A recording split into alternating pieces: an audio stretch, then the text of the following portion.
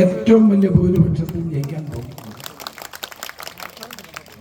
അദ്ദേഹം ജയിച്ചു കഴിഞ്ഞാൽ ഒരു വെറും കൗൺസിലർ മാത്രമായിരിക്കില്ല എന്നുകൂടി പറയാൻ ഞാൻ ഈ അവസരം വിനിയോഗിക്കുന്നു. നാടിനെയും ജനങ്ങളെയും അറിയാവുന്ന താഹിർ എത്രയോ വർഷമായി പൊതുരംഗത്ത് നിന്ന് പ്രവർത്തിക്കുകയാണ്. ഞങ്ങൾ തമ്മിൽ വളരെയേറെ വർഷത്തെ ബന്ധമുണ്ട്. അപ്പൊ സത്യസന്ധമായി ജനങ്ങളുടെ പ്രശ്നങ്ങൾ കൈകാര്യം ചെയ്യുന്ന, നാടിന്റെ കാര്യങ്ങൾ കൈകാര്യം ചെയ്യുന്ന ഒരു വ്യക്തി ആയതുകൊണ്ടാണ് ഞാൻ ഇത്രയും കാര്യങ്ങൾ പറഞ്ഞത്. ഒരു കൗൺസിലറിന് ജനങ്ങൾ എന്താണ് പ്രതീക്ഷിക്കുന്നത്? നാട്ടിലെ ജനങ്ങളെ ചേർത്ത് നിർത്തുക, നാട്ടിലെ ജനങ്ങൾക്ക് വേണ്ടി പ്രവർത്തിക്കുക, അവരുടെ ദുഃഖത്തിലും സന്തോഷത്തിലും പങ്കാളിയാവുക. അതിനെല്ലാം പ്രിയങ്കരനായ ശ്രീ താഹിറിന് കഴിയുമെന്ന ഉറപ്പ് ഞങ്ങൾക്കുണ്ട്. നമുക്കറിയാം, ഞാനിങ്ങോട്ട് വന്നപ്പോൾ ഒരു വാർത്ത കണ്ടിട്ടാണ് വരുന്നത്. കേരളത്തിലെ മുഖ്യമന്ത്രിക്ക് കാറ് വാങ്ങിക്കാൻ 1,32,00,000 രൂപ അനുവദിച്ചു. ആലോചിച്ച് നോക്കി, ഇയാളത്തെ രാജാവ് വല്ലതും? രാജാക്കന്മാർ പോലും ഇങ്ങനെ ഇത്രയും പണം ചെലവഴിക്കത്തില്ല. കേരളത്തിന്റെ മുഖ്യമന്ത്രിക്ക് കാർ വാങ്ങാൻ 1,32,00,000 രൂപ ചെലവഴിക്കുന്നു എന്ന് പറയുന്നത് ഒരു ജനാധിപത്യത്തിൽ, കേരളം പോലെ ചെറിയ സംസ്ഥാനത്ത് സാമ്പത്തിക ഞെരുക്കം നേരിടുന്ന ഈ സംസ്ഥാനത്ത് ശരിയാണോ? കഴിഞ്ഞ 10 വർഷം നടക്കുന്ന ഇതാണ്. അഴിമതിയും കൊള്ളയുമാണ്. ജനാധിപത്യത്തെ ചവിട്ടി മെതിച്ചുകൊണ്ട്, നാടിന്റെ പ്രശ്നങ്ങൾ അവഗണിച്ചുകൊണ്ട് ഇവിടെ ആഘോഷങ്ങളും അതോടൊപ്പം തന്നെ സാമ്പത്തിക ക്രമക്കേടുകളും അഴിമതികളും ഈ ഗവൺമെന്റും മന്ത്രിമാരും മുഖ്യമന്ത്രിയും ചെയ്തുകൊണ്ടിരിക്കുന്നു. ഇതിനെതിരെയാണ് നമ്മുടെ പോരാട്ടം. ഈ കേരളം ഇങ്ങനെ ആയാൽ മതിയോ? വിലക്കയറ്റത്തിന്റെ കാര്യത്തിൽ കേരളം ഒന്നാമത്, ക്രമസമാധാന തകർച്ചയുടെ കാര്യത്തിൽ കേരളം ഒന്നാമത്, വ്യാവസായിക തകർച്ചയുടെ കാര്യത്തിൽ കേരളം ഒന്നാമത്, ആരോഗ്യരംഗത്ത് ഉണ്ടായിരിക്കുന്ന വൻ തകർച്ചയെ മന്ത്രി തന്നെ സമ്മതിക്കുന്നു. വിദ്യാഭ്യാസ മേഖലയിൽ ഉണ്ടായ തകർച്ച ഇന്ന് നമ്മൾ കാണുന്ന നമ്മുടെ കുട്ടികൾ വിദേശത്തേക്ക് പഠിക്കാൻ പോകുന്നത് കൊണ്ടാണ്. 10 വർഷം നമുക്ക് നഷ്ടപ്പെട്ടിരിക്കുന്നു. ഒരു ഗവൺമെന്റിന്റെ തെറ്റുകൾ കൊണ്ട് ഒരു ജനതയുടെ ജീവിത പ്രശ്നങ്ങൾ രൂക്ഷമാകുന്നു. കേരളത്തിൽ എന്ത് വളർച്ചയുണ്ടായി 10 വർഷം കൊണ്ട്? ഏതെങ്കിലും ഒരു പദ്ധതി കേരളത്തിൽ കൊണ്ടുവന്നോ? ഏതെങ്കിലും വൻകിട വികസനം ഇവിടെ നടന്നോ?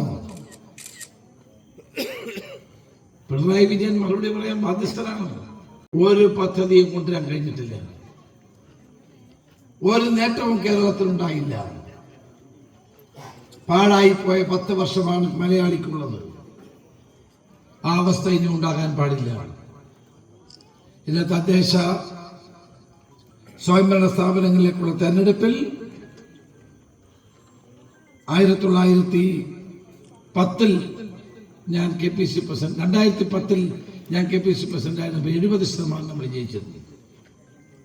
നിങ്ങളെ സാക്ഷി നിർത്തിയാൻ പറയുന്നു, ഇത്തവണ 70% കൂടുതൽ പഞ്ചായത്ത് സ്ഥാപനങ്ങൾ നമ്മൾ പിടിച്ചത്. കാരണം ജനങ്ങൾ മടുത്തിരിക്കുന്നു. EMS മുതൽ ഉമ്മൻചാണ്ടി വരെ ഭരിച്ച കാലഘട്ടത്തിൽ കേരളം എടുത്ത കടം 1.5 ലക്ഷം കോടിയാണ്. 10 വർഷം കൊണ്ട് അത് 6.5 ലക്ഷം കോടിയായി ഈ കടം മാറിയിരിക്കുന്നു. കടമെടുത്ത് മുടിക്കുന്ന ഒരു ഭരണകൂടമാണ്. കേരളത്തിന് സാമ്പത്തിക തകർച്ചയുടെ നെല്ലിപ്പടിയെ കണ്ടുകൊണ്ടിരിക്കുകയാണ്. ഇപ്പൊ ഇവിടെ ഉണ്ടെന്ന് അറിയില്ല, 1000 രൂപയുടെ ഒരു ഫോം ഇവിടെ കൊടുത്തിട്ടില്ല. കണ്ണൂരുകാർ കുറച്ചുകൂടി വിവേകശാലികളായതുകൊണ്ടാണ് അവർ കൊടുക്കാത്തത്. തട്ടിപ്പാണ്. എല്ലായിടത്തും പാവങ്ങൾ പഞ്ചായത്തിലൊക്കെ 1000 രൂപ ഇപ്പൊ കിട്ടുമെന്ന് പറഞ്ഞ ഫോം കൊടുക്കുക. പഞ്ചായത്ത് ഇലക്ഷൻ വന്നു. കഴിഞ്ഞ തവണ പഞ്ചായത്ത് ഇലക്ഷൻ വന്നപ്പോൾ എന്ത് ചെയ്തു? എല്ലാവർക്കും ലൈഫിൽ വീട് കൊടുക്കാം, അപേക്ഷ കൊടുക്കാം. ഏതാണ്ട് ലക്ഷക്കണക്കിന് ആളുകൾ എഴുതി കൊടുത്തു. ഒരാൾക്കും വീട് കിട്ടിയില്ല. 1000 രൂപ എവിടുന്ന് കിട്ടും? സ്ത്രീകൾക്ക് 1000 രൂപ ഫോം വിതരണം മാത്രമേ ഉള്ളൂ. കാരണം കേരളത്തിന്റെ ഖജനാവിൽ പൂച്ച പെറ്റി കിടക്കുകയാണ്. 5 പൈസ എടുക്കാൻ നിവൃത്തിയില്ല. ഇപ്പോഴ് സഹകരണ ബാങ്കിൽ തന്നെ കടമെടുക്കാൻ ശ്രമിക്കുന്നു. ഉള്ള ബാങ്ക് കൂടെ പൂട്ടുന്ന അവസ്ഥയാണ്.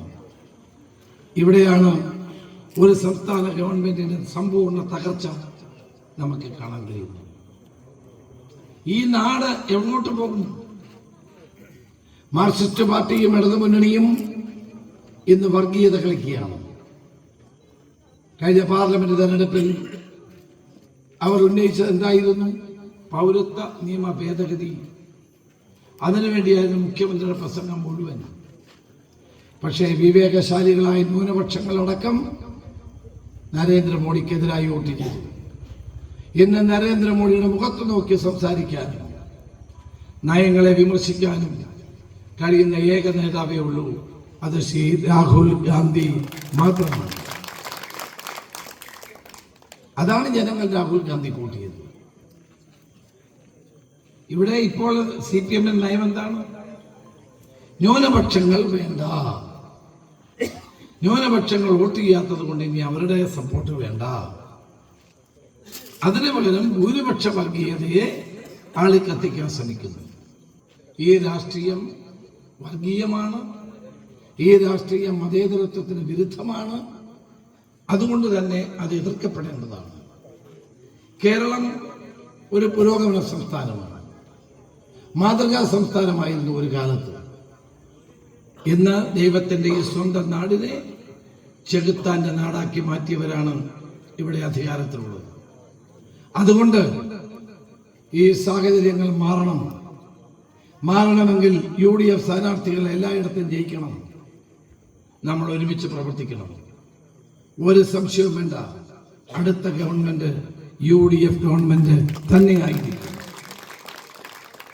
100 സീറ്റ് നേടി നമ്മൾ അധികാരത്തിൽ വരും. അതിനുവേണ്ടിയുള്ള മുന്നോടിയായ സെമി ഫൈനലാണിത്. ഈ സെമി ഫൈനലിൽ ഏറ്റവും മുന്നിൽ നിന്ന് കളിക്കുന്ന ഒരു സ്ഥാനാർത്ഥിയാണ് ശ്രീ KP താഹിർ. അദ്ദേഹത്തിന് ഗോളടിക്കാനുള്ള അവസരം കൂടുതൽ ഉണ്ടാകട്ടെ എന്ന് മാത്രം പ്രാർത്ഥിച്ചുകൊണ്ട് എല്ലാ അനുഗ്രഹങ്ങളും അദ്ദേഹത്തിന് നൽകണം. ഇൻഷാ അല്ലാഹ്. നമസ്കാരം. ജയ് ഹിന്ദ്.